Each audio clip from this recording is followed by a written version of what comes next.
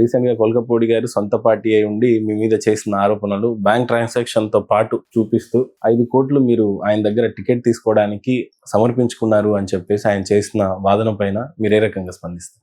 ఈ విషయం పార్టీ అధిష్టానం దృష్టిలో ఉంది.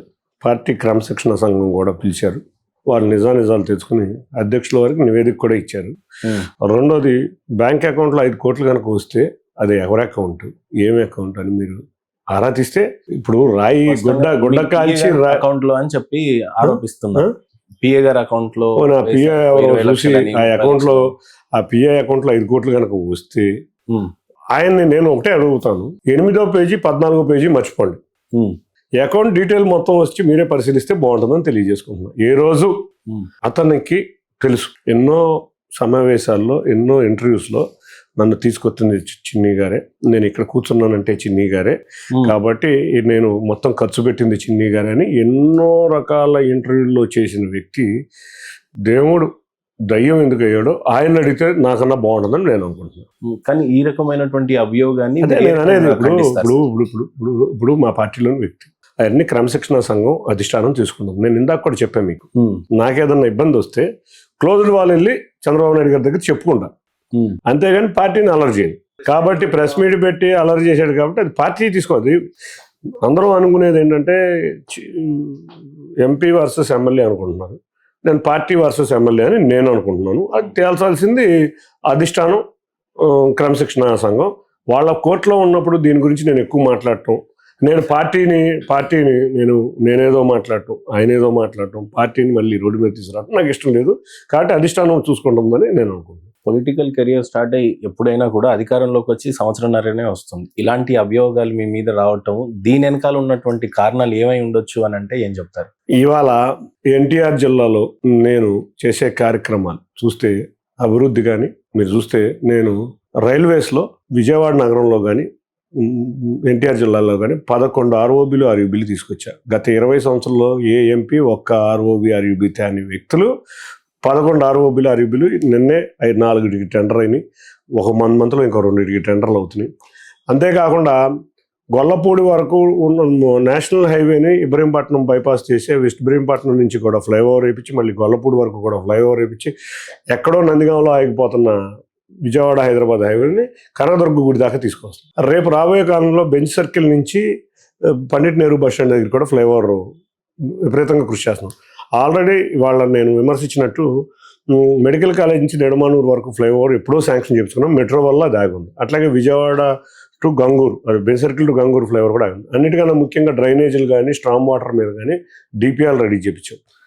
విజయవాడ ఉత్సవ్ ప్రజల కోసం నా సొంత నిధులతో విజయవాడ ఉత్సవ కార్యక్రమం 11 రోజుల అతి భారీ కార్యక్రమం.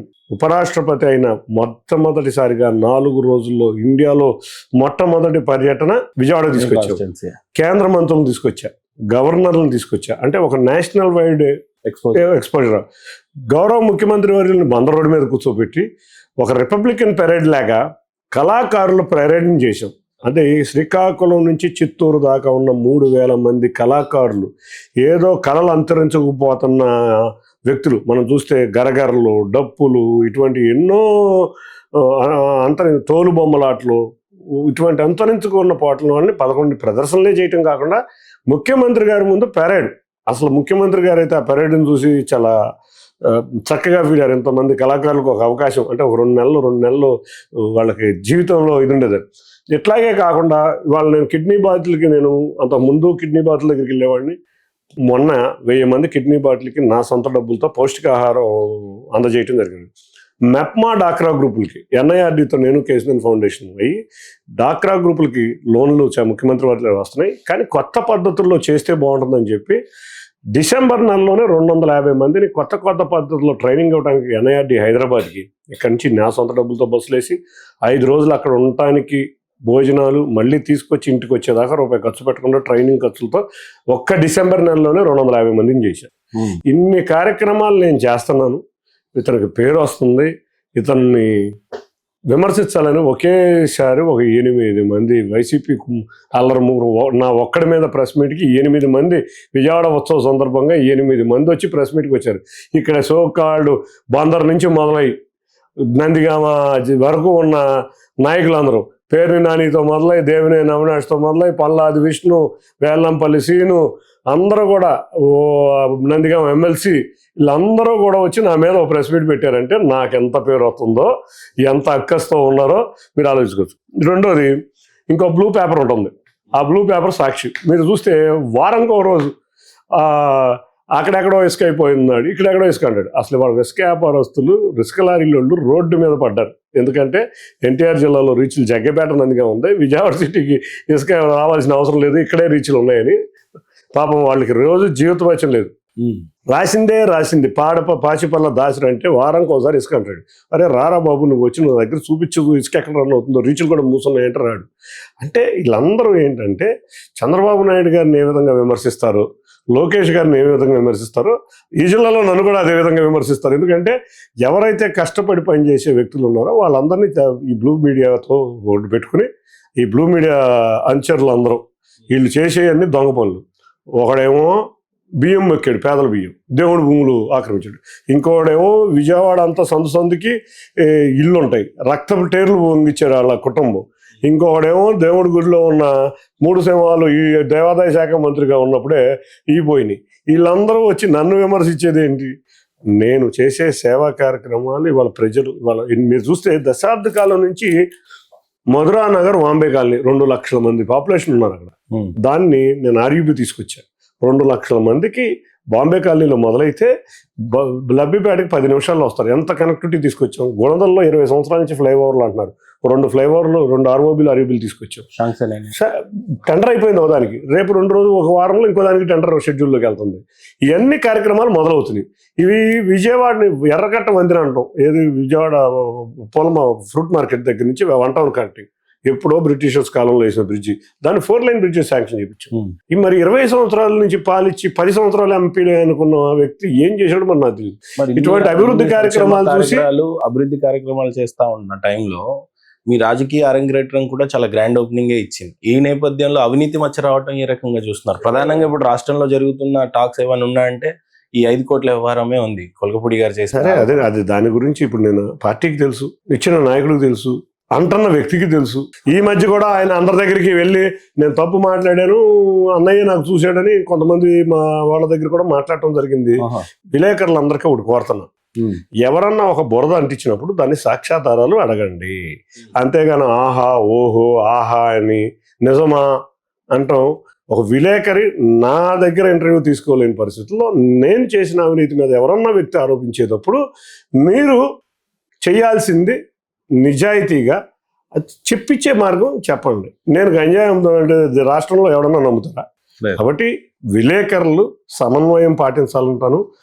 ఎదురు వ్యక్తి చేసే చిన్న ఆరోపణ మీద మీరు ఎలా ఖండిస్తారు? ఆరోపణ ఎందుకు రేజ్ చేశారు అదొక్కటి చెప్పండి. నేనేం చెప్తాను, నేను అడిగేది ఆరోపణ చేసిన వ్యక్తిని మీరు అడిగితే ఉండొచ్చు. పోనీ రకరకాల కారణాలు ఉంటాయి, చెప్పే కదా. అంతకుముందు కార్యకర్తల మీద ఆరోపించారు, తర్వాత ఎంపీ మీద ఆరోపించారు, తర్వాత నాయకుల మీద ఆరోపిస్తారేమో. మీకు విధేయతుడు చూపించాడు గత ప్రెస్ మీట్లలో అన్న అన్న అని మిమ్మల్ని. అదే నేను అడిగేది. ఆ లైన్ నన్ను అడగటం కన్నా ఆరోపించిన వ్యక్తిని అడిగితే ఇంకా బాగా చెబుతాడు. ఇంకెక్కువ బురద చల్లే ప్రయత్నం తప్పులేదు.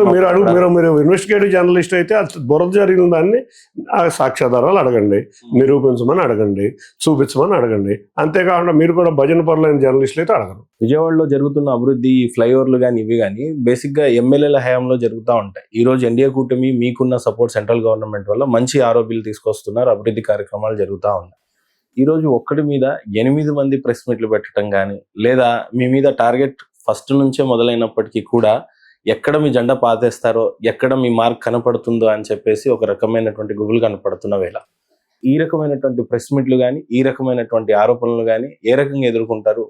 మీకు ఎవరు సపోర్ట్ ఉన్నారు? పార్టీ పరంగా బాబు గారు ఉన్నా కూడా లోకల్ కొంతమంది లీడర్లు అవసరం అయితే మీకు ఉంటుంది. నా కార్యక్రమాలు ప్రతిరోజు కార్యక్రమాలు చూస్తే గద్దె రామ్మోహన్ రావు అని ఉంటాడు, బోండా ఉమా గారు ఉంటాడు, మొత్తంగా ఉంటారు, నందిగామ సౌమ్య గారు ఉంటారు, ఏ రోజు కృష్ణప్రసాద్ గారు ఉంటారు, తాతయ్య గారు ఉంటారు. అందరూ కూడా కలిసికట్టుగా ఒక 3 నెలల బ్యాక్ కొలికపూడి శ్రీనివాసరావు ఉండేవాళ్ళు, 3 నెలల బ్యాక్ కొలికపూడి శ్రీనివాసరావు ఉండేవాళ్ళు. అందరం కలిసి వాళ్ళకి ఉమ్మడి కృష్ణా జిల్లాలో కూడా నాయకులు అందరూ కూడా ఇవాళ చూస్తే పామర్రు, వరలరాజ, ఏదున్నా అన్న ఏంటని వస్తాడు. అట్లాగే ఒక కృష్ణప్రసాద్, అట్లాగే పెనమలూరు బోడే ప్రసాద్ గారు. మేము ఉమ్మడి కృష్ణా జిల్లాలో ఉన్న నాయకులందరం కలిసికట్టుగా మాట్లాడతాం. మొన్న కూడా ఒక మీటింగ్ వేసుకున్నాం అందరం. ఈసారి నుంచి ప్రెస్ మీట్లు అందరం కలిసిద్దాం, ఒకళ్ళిద్దరు ఇవ్వడం కాదు, అందరం కలిసిద్దాం, సమిష్టిగా ఇద్దాం, సమిష్టిగా చేద్దాం. అందరూ కూడా మా ఎమ్మెల్యేలు అందరూ నేను ఒకటే చెప్తున్నాను, నాకన్నా సీనియర్లు. నేను ఒకటే చెబుతాను, నేను మీ అడుగుజాడలో నడుస్తాను, మీరు ఏది చెప్తే అది చేస్తాను. మీరు నా చూస్తే నా జర్నీ అంతా మీరు చూస్తే గద్దరామోహన్ రావు ప్రతి 3-4 రోజులకు ఒకసారి ప్రతి దాంట్లో కలిసి వెళ్తాం. బోండమ్మ గారు కలిసి వెళ్తాం. వాళ్ళ నియోజకవర్గాల్లోకి నన్ను వచ్చి మీరు రావాల్సిందే, నేను ప్రోగ్రామ్ టైట్ ఉందన్నా కూడా మీరు రావాల్సిందే అనిపించి, మీరు చూస్తే ఈ గత వారంలో అన్ని నియోజకవర్గాలు తిరిగేసాయి. 7 నియోజకవర్గాలు తిరిగేసాయి. 7 నియోజకవర్గాల్లోనూ ఆల్మోస్ట్ అన్ని చోట్ల ఎమ్మెల్యేలతో కలిసి వాళ్ళు ప్రెషర్ ఇస్తే రాత్రి 11:30-12 దాకా కూడా తిరిగాం. కాబట్టి అంతా నాకు అందరికన్నా కరుడు కట్టిన తెలుగుదేశం కార్యకర్తలు నాతో వేలాదిగా ఉన్నారు. మీరు చూస్తే తిరువూరు మొన్న ఏదో కొంతమంది ఆకురౌడీలు తిరువూరు వెళ్తే మా కార్యకర్తలు, నేను కూడా లేని అక్కడ ఢిల్లీలో ఉంటే, మా కార్యకర్తలు ఆకురౌడీని తిరువూరు కాదు కదా ఏకొండూరు దాడేసలు అంత పటిష్టమైన యంత్రాంగం ఉంది. నా చుట్టూ నా కార్యకర్తల బలం ఉంది, మా ఎమ్మెల్యేల బలం ఉంది, మా నాయకుడు బలం ఉంది, మా లోకేష్ గారి బలం ఉంది. అన్నీ కలిపితే నేను అత్యంత శక్తివంతుడిగా ఇట్లన్నిటి వల్ల తయారయ్యా. అన్నిటికంటే మించి కేశినేని చిన్ని కొద్దిగా పెద్ద కాంపిటీటర్ గానే కనపడతా ఉన్నారు. మీ ఇమేజ్ ని డ్యామేజ్ చేసే ప్రయత్నం అయితే కనపడతా ఉంది రాష్ట్రంలో. ఏ రకంగా ఎదుర్కొంటారు? ఎవరు లేరండి, వాళ్ళు మా ప్రజలందరికీ తెలుసు. ఇవన్నీ బోటకం చెబుతూ ఉంటారు. గొలకరాయి చేశారు, కోడికత్తి చేశారు, లేకపోతే పీపీపీ మెడికల్ కాలేజీలో సైకో మనస్తత్వం గల వాళ్ళు వీళ్ళు ఎవరు ఏం చేయలేరు. మేము నారా చంద్రబాబు నాయుడు గారి నాయకత్వంలో, పవన్ కళ్యాణ్ గారి తోడుగా, నారా లోకేష్ గారి తోడుగా ఇంకో 20 సంవత్సరాలు అయితే మేమే అధికారంలో ఉంటాం.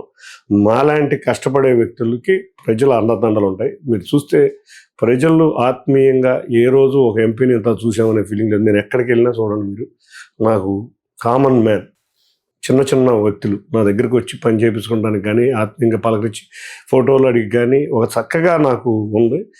ఏదో 1-2 బ్లూ ఫిలిం సాక్షులు రాసే అట్లా నేను పట్టించుకోవాలి. ఇంకోటి, అది రాస్తేనే నాకు ఇంకా ప్రైజ్ పెరుగుతుంది. ఈ నిజాయితీ పరుడై ఉంటాడని ప్రజలు ఆలోచిస్తూ ఉంటారు. ఆరోపణలు కూడా ఎక్కువ ఏమీ లేవు. ఈ మధ్య కూడా మాడు కూడా తగ్గించారు, ఏం దొరకట్లేదేమో. నేను ఇంకోటి కోరుకుంటా, అట్లాంటి ఆరోపణలు వస్తమే మంచిదని కోరుకుంటారు. నిరంతరం నెగిటివ్ పాజిటివ్ జనాల్లోనే ఉంటా.